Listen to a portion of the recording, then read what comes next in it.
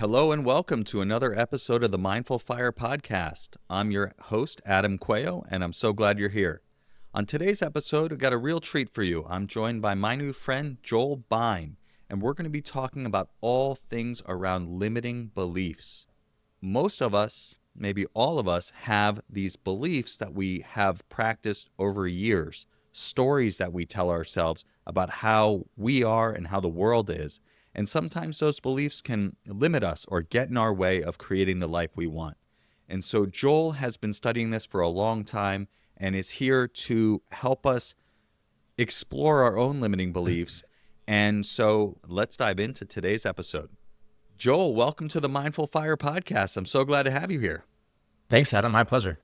Yeah, I'm excited to dive into this idea of limiting beliefs with you today. Something I've thought about for a while that I've made some progress on. Mindfulness has been hugely helpful for me to become aware of my limiting beliefs, but they persist, right? They are the stories that I've practiced for many, many years. But first, I would love to have you start by sharing with the audience a little bit about who you are, your journey, and what you're up to in the world. Yeah, absolutely. Talking about one story, there's always different ways you can frame it and different elements to highlight. I think I would love to just start by saying I'm very curious and I'm very interested in personal growth and supporting people in coming alive. I like to say I help people come alive. That's what makes me come alive. It's been a journey of personal development for the past 15 years or so, and just always asking questions, essentially.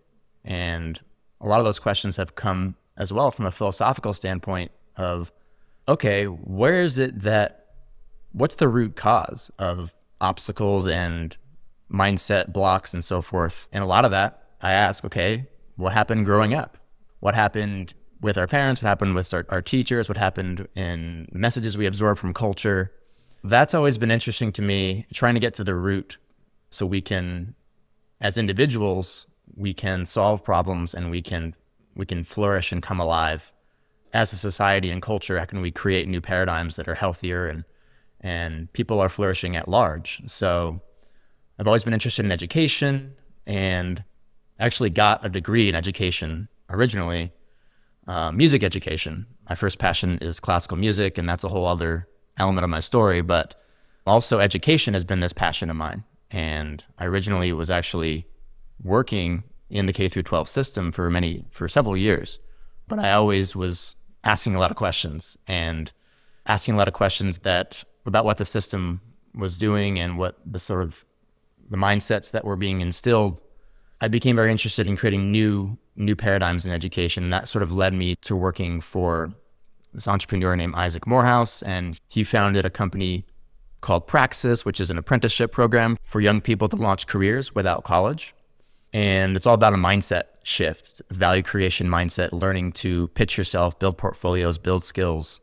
And that ended up spinning off into a new company that eventually became Career Hackers, which is one of my projects, basically helping to empower people to forge their career path and come alive in their lives and career by that self-empowerment, by that curiosity, that creativity, that value creation mindset, and sharing that with as many people as possible in the world so people can learn that they don't need to wait for permission to go do what they want to do with their lives, which we might get into that a little bit today. So at the end of the day, what fires me up is, again, supporting people in coming alive, and that starts between the ears. If we can get to the root and let go of the stories that we maybe absorbed growing up. And by the way, it's not even a matter of pointing fingers at anybody. It's a matter of just being honest. Oh, I learned to create this story in my mind through this experience or these experiences growing up. And now can I, as an empowered adult, go back and begin to let go? And when we do that, then you really step into that true self and that authentic self and that empowered self and that creative self and that alive self to go do what you want with this one gift you have of life. So yeah, that's kind of the big picture. Very cool. The idea of what brings you alive is something that is really important. Thank you for sharing that, Joel. I really love this question of what brings you alive. right? When I help people envision a future that they want to create for themselves, I help them craft a life they love. That question is front and center, right? When are you alive? When are you in flow? When are you just absorbed in what you're doing? And that is such an important question.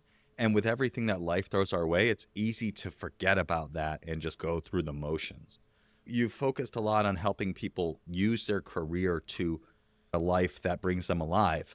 And I personally and know that a lot of people in general, but also specifically in the fire space, want to achieve financial independence so that they can escape their job. They can escape having to work for others. And so that, kind of put another way, is that job is limiting them from living the life that they want to be living. As I was saying before we started recording, I'm coming off a day yesterday where I was in this mood where I was just like, get me out of here. Like, it was a combination of overwhelmed and dreading a potential conversation I was having with my boss about my performance review, which turned out to be fine. But it's these stories, right? Like I always say that our stories create our reality. And I had, a story going yesterday. It was quite a tale that I was telling myself. And I was just in this bad mood and I was letting it affect how I was showing up. And I was just really in this idea that, like, man, this job is keeping me from having the space to really pursue entrepreneurship how I want to do it. And this has come up again and again for me. So I don't think I'm the only one that sees work as an obstacle or maybe an impediment to living that life, being fully alive. So I said a lot of stuff. It's not really a question, but I'd love to hear your thoughts. And I'm sure you've come across people that have this type of belief. Yeah, absolutely. And I would say that's a cluster of beliefs. There's a whole system of roots potentially that contribute to that overall pattern of sort of feeling stuck in that job and having that relationship to work and so forth. So there's lots of different, I would say, core beliefs that we could, if I were working with someone on that specifically, would want to uncover. At a broad level, I think a lot of it comes down to what I said earlier about permission-based mindset. We believe that we need to wait for permission to go create what we want to create, and that somehow the employer, the company, has some sort of power over us. Is a lot of these frames, I think, of seeing the company as the authority figure, even at just like a dim subconscious level. So we end up saying things to ourselves like, I have to go to work, right? So if you talk about mindfulness, if we become mindful of the phrase "I have to," that can be a great first step, because the reality is you don't have to do anything. That you actually you have your own mind and your own body, and you are empowered to choose every single choice that you make. The question is, what are the costs and the benefits? What's the cause and effect of those choices? So you might be choosing to go to work because you value the salary you get that provides you a home or mortgage payment or certain lifestyle or so forth. And so in order to continue that lifestyle, perhaps you need to keep bringing in this salary. So that's a little bit more clear way of thinking about it, right? And it's a little more empowered because you realize, well, I'm choosing this still. Even if you were in a job you hate, you're choosing it. Like when I was working in a high school, I had a lot of parts of me that really hated that. But I did tell myself, I'm choosing this because I'm recognizing, based on a myriad of factors, that this is the best situation so that I have more free time on the side to go build something new. And that's what I did. I also recognized that I did have the power to end that situation. And it was a matter more of cost benefit analysis and seeing that freedom. So I kind of look at all this stuff there's two sides of the same coin. There's the overall mindset frames that we take at the conscious level by choosing to say, I'm going to let go of I have to and say I choose to, and recognize more clearly what's happening. And then there's the subconscious level, which is what I alluded to with core root beliefs. I mean, there could be core root beliefs like I'm not powerful enough. It could be a concept that's sort of wired into the subconscious mind, and that creates this friction. Or it could be I'm not capable, or I'm not good enough, or I can't do it, or I'm not worthy of success. That's a big one I see with clients. And when we have these subconscious beliefs, that becomes one metaphor I use. It's like sandbag weights that are holding down the hot air balloon. Like we do have this desire and we're fired up the hot air balloon. We want to take off. But then we have these core limiting beliefs that are just holding down you from actually flying, actually taking off. So when you can excavate at the subconscious level and let go of those stories, then you start to also think more clearly and realize your own personal power, basically. Got it. Yeah. I think you hit the nail on the head there with the word choice, right? That's a great reframe. And like you said, it is true, right? Like, it's not like you're just making up stuff, right? Like, you are choosing every day to go to this job, whatever reason, right? You have a reason, right? Even if you don't have a reason, you're still choosing to do it. And it's interesting because the two things that when I think about the intersection between mindfulness and financial independence, it's two words: awareness and choice. And it turns out in this realm as well, right? With what we're talking about here, awareness is the first step. What is the story I'm telling myself? What is this limiting belief or this feeling I'm having? Let me first be aware of it, and then realize, like, I'm actually choosing whatever I'm doing, right? I'm choosing it, and I'm actually doing it because I'm choosing it. And I can choose something different, but it's up to me to do that. Nobody's forcing me to do anything.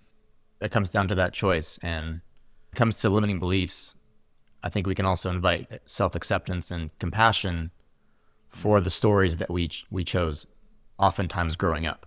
And oftentimes we didn't have the capacity to really understand if we got in trouble because we got a C on our report card, that if an adult was upset with you, they got mad at you, for example.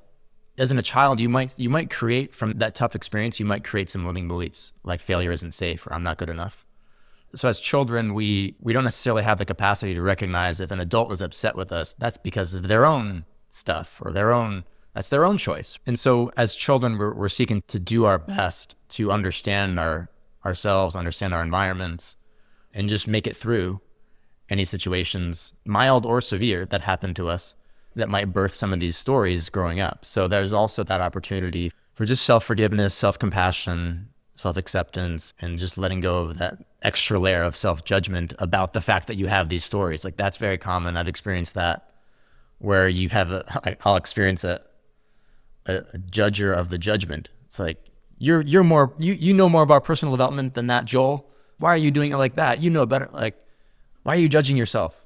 You need to be more self-compassionate. Or like, there could be these meta layers, and it's just zooming out and just getting back to that mindfulness, acceptance. And then you can start to choose an empowered, self-responsible approach to say, okay, what can I do? Now that I recognize and lovingly accept that I have these stories going on, that maybe they come from these earlier times in my life. Okay, now how can I take an empowered approach to letting go of that stuff? It's funny. Yeah, you mentioned the judging the judgments, right? Like, I very much have that. I think that's one of the most common things when people start meditating. They they feel like they're doing it wrong, and then they start to judge that they're doing it wrong, and that I'm judging that they're not paying attention or whatever. And the thing that I always remind people is, like, all of those are just thoughts, right? They may seem really important, but they're just thoughts. Just like, what am I going to have for lunch? You know, some thoughts in meditation are very clearly just like a distraction, but some thoughts feel very important and consequential, but they're just thoughts as well. And you can always just come back and kind of realize that. One thing I'd love to explore with you, maybe somebody's listening to this and they've heard the idea of limiting beliefs, or it's new to them potentially. How would you recommend somebody to bring awareness to what their limiting beliefs are? Well, first I would emphasize that these limiting beliefs are parts of us.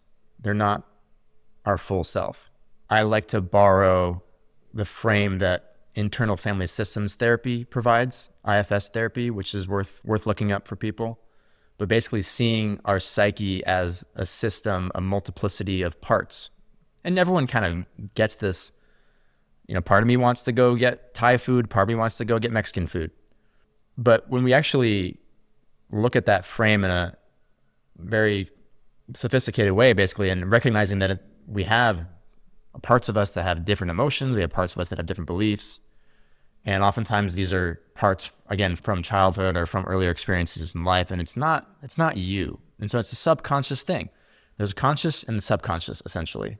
You might consciously believe that you are worthy of success, or that you are worthy. It is possible for you to make $1 million. But what we're curious about with letting go of limiting beliefs is the subconscious part. So in my experience, working on myself with hundreds of beliefs and working with clients, until we actually connect to the part of you that originally formed the belief, it doesn't matter how much the conscious mind tries to override it, right? It's like if you have a stain on the carpet, it doesn't matter. If you spray air freshener, that's not going to solve the problem. So if you actually get to the root and solve the problem, then you can free yourself. These things are in the subconscious mind, and basically they're these programs that, to choose another metaphor, it's like if your mind is an operating system, these limiting beliefs are these programs that are always open, and they're taking up mental RAM. The best benefits of the work that I do that I've seen for myself, just speaking for myself, is like letting go of the belief creates space. It creates freedom in your mind. One way to put it is it disarms the inner critic. Like the inner critic begins to have less ammo. If you let go and you clear at the root level, working with the part that has the belief, letting go of I'm not good enough, letting go of I can't do it, letting go of making money has to be hard. When we let go of these at the root level, then we create that newfound space and freedom. And you can choose a new story if you want. You can choose to insert a new story. But in my experience, when we actually connect to the root and have a dialogue with this part to recognize that it created this story and it actually isn't objectively true, when we connect with the part, then we actually let go at the root and we're free. Then there's just this space, serenity, freedom, clarity, because this program is no longer on the operating system automatically. You might need it in some situations, maybe for the belief like making money is hard. Maybe it's true sometimes. Maybe it's true if you're starting a business and your niche is just completely off, like there's a complete mismatch, and you're just working as hard, like you keep working and you don't change your approach, making money is hard, maybe in that situation. But so there could be some value in the concept, but what we get when we let go of the automatic program, we have discernment and freedom. We get new discernment and freedom so that the belief is just not constantly running. So no matter what you say with your conscious mind, your inner critic is telling you that it has to be hard or that you're not worthy of success. When we let go of this belief that this is an automatic, absolute truth statement about life and about you, that's when you create the discernment and the freedom. So that's kind of an overview. I can go in different directions from there, but. Got it. But I'm curious, like if somebody's not even aware of what the belief is, right? Like Right. I didn't answer your question fully. Yeah, it's okay. Like I think it's interesting that you got to go to where it is in the subconscious, but yeah, like how do you even identify it? For me, it was like I was totally unaware of these limiting beliefs until I started meditating and I started practicing that kind, curious awareness of mindfulness. Yeah. It wasn't until I did that I actually was like, oh wait, like actually I'm really like not very kind to myself. This inner critic is going all the time, and it's you're not good enough, you're doing it wrong, all these things constantly. Yeah. So to fully answer your question, the way that I invite people to become aware of the belief is to tune in to the body and to notice a particular pattern. So perhaps maybe it's a pattern around resistance to doing creative work. You want to write this blog post, or you want to start a business, or you want to write a novel, and you procrastinate, right? So that's the sort of higher level pattern. But then we ask, what is procrastination? Well, it's when X happens, Y happens. When I think about starting to write the novel, I feel resistance. So you feel some yucky feeling in your body. You feel resistance, you feel anxiety, you feel fear, you feel worry, you feel tension in your body. And so then you don't go do the thing, you go scroll Instagram. So that's the pattern that you can begin to recognize, okay, I'm having this block. But to start to zoom in, it's becoming aware of the body. And then I would say, what I like to ask people is, what if that sensation in your body could speak, what would it say? Now we're starting to have a dialogue with a part of you, or parts of you that have a multiplicity of different beliefs, or we're starting to get curious. Basically, another way to look at it is when you notice a pattern for yourself, ask yourself, what would I have to believe for this pattern to be happening? When you notice that you feel fear when you look at your bank account, ask yourself, what would I have to believe in order for this fear to be here? Because I would assert that if you feel fear when you look at your bank account, that no matter what the number is or the situation, the fear is 90% plus because of past experience in life, not because of the present external circumstances. So if we can turn inward and say, what would I have to believe in order for this fear to be here? Or what is this resistance to doing creative work? What does this feeling have to say? And then we can start to get curious and dialogue with those parts of ourselves. And then those parts might start to give us the data that gives us the actual belief. It's like, well, I'm afraid if I publish this this novel that people will make fun of me. That could be one trailhead to get more, or there could just be beliefs. It's just really hard to write. It's really hard to build something and build a business. It's really hard. I don't want to do hard things. There's need for comfort, right? Need for ease. So we can be compassionate as well, that the feeling is trying to get a need met. But yeah, when we start to give voice to the feelings in our body, then we can connect with the subconscious and see and learn more about what the beliefs are. And there's usually a whole cluster around, if there's a certain pattern like procrastination or imposter syndrome, then we can start to excavate, like I said, and find different beliefs that are all creating that resistance. It sounds like resistance is the real trailhead, as you kind of said. Like when you start feeling resistance, you start procrastinating on things, like that's a time to get curious and start looking a little bit more closely and asking, where do I feel this in my body, and what might this resistance or this feeling say if I asked it? What must I believe that's causing this? Yeah, and then you can even just start asking yourself, you can ask the feeling in your body, but also just test out different beliefs. Like, do I just believe that starting a business is hard? Okay, ask yourself that. People could right now just tune in with their bodies. Is there a sense that business is hard, or starting a business is hard? And then the way to check to see if you believe that subconsciously is just to, again, tune into your body. Is there a kind of a heaviness? Is there a weight when you say that to yourself? Or does it not sound, does it sound empty? Does it sound silly? Does it sound, if I said birds never fly, you wouldn't feel a weight in your body, right? Right. But if I say business has to be hard, starting a business has to be hard. Yeah, then it doesn't feel too heavy to me. That's just an example. Or it could be, I'm not worthy of success. There's beliefs about self-worth. There's beliefs about business and work ethic and money, and there's beliefs about relationships, and there's all sorts of different reasons we might have that pattern. But yeah, if you can start to sort of sense test and test these different concepts out, these potential beliefs, and then tune in again to your body to see if that particular belief is true. And everyone's going to be different. So let's shift gears now into what I call the Mindful Fire Final Four. You ready? Yeah. So the first question, Joel, is all about envisioning. I love hearing stories about how people use the power of their mind to create something in their life. And so I'd love to hear a story about how a time when you had a vision in your mind of something you wanted to create for yourself, and how you went about making it happen.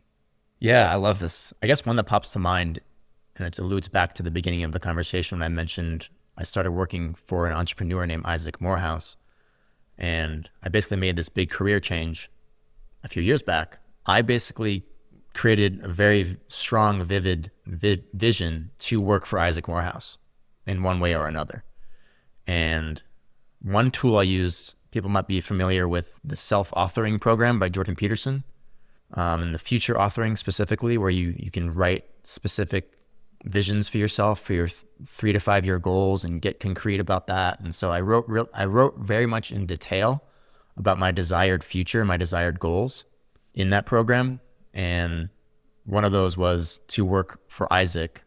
I was just determined. I was very lit up about his mission and had a lot of positive feelings about his mission, his company, and just felt lit up about it. That driving fuel, it fueled my why, that sense of purpose to work for him. And I failed a few times. I pitched him on a couple opportunities and fell short a couple times, and just kept on going because I had that definiteness of purpose. And eventually I broke through on the 3rd or 4th try, and that was a huge shift in my life.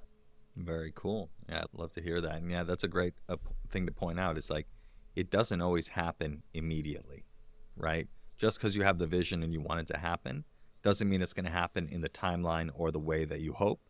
But if you don't have a vision, you're certainly not going to get there, right? So I love that example. Absolutely. All right. The second question is, what piece of advice would you give to someone early on their path to financial independence?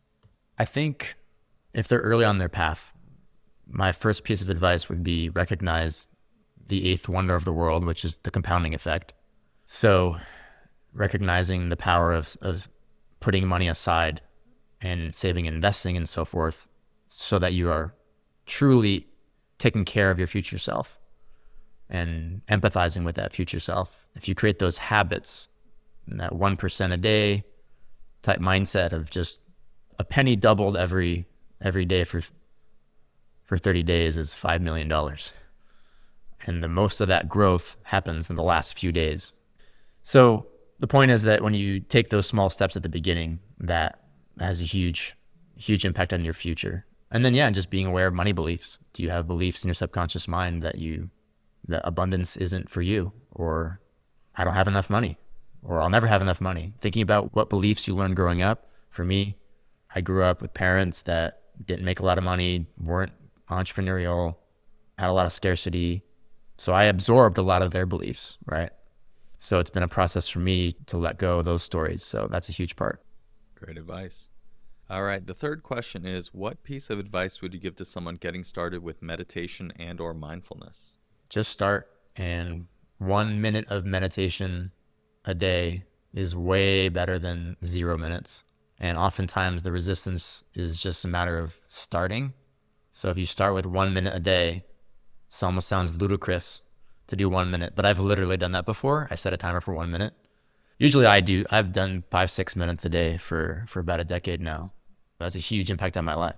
If you just start with small, then you'll start to build a habit, the micro habit. And then maybe you'll decide, I actually want to go for 10, 20 minutes, 30 minutes. But it's the mechanism of starting has a lot of power. Absolutely. All right, Joel, the last question is, how can people connect with you online, learn more about what you're working on, and reach out if they want to learn about working with you? Yeah, absolutely.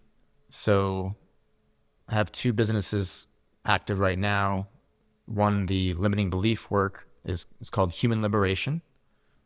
I actually created a special page for people in the Mindful Fire community.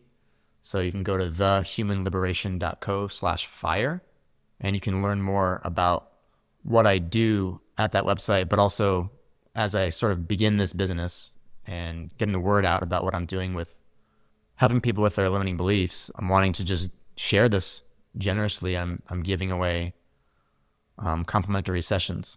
So if you just want to try this out, no pressure to become a client, but if it's something that piques your interest and it's something that you potentially want to do to work on yourself, check out that website. And then, I have 2 podcasts.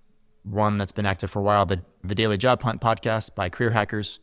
And then I'm just starting, it's planning to be released October 4th. My newest podcast is just the Joel Bein Show. So if you're like me and you're a podcast zealot, then feel free to find me there. And joelbein.com is my website. You can find my email address there if you want to connect. I'm on LinkedIn as well. Always love to hear from people. especially in podcasts, who are listening on podcasts. And I'm very, very much open to receiving messages from people and just connecting. So thank you so much, Adam, for the chance to come on the show and share my thoughts, and appreciate you really much. Yeah, it's my pleasure. Thank you so much for being here. So yeah, reach out to Joel, check out his resources that he's put together. Yeah, thanks again for being here, Joel. My pleasure. Thank you, Adam.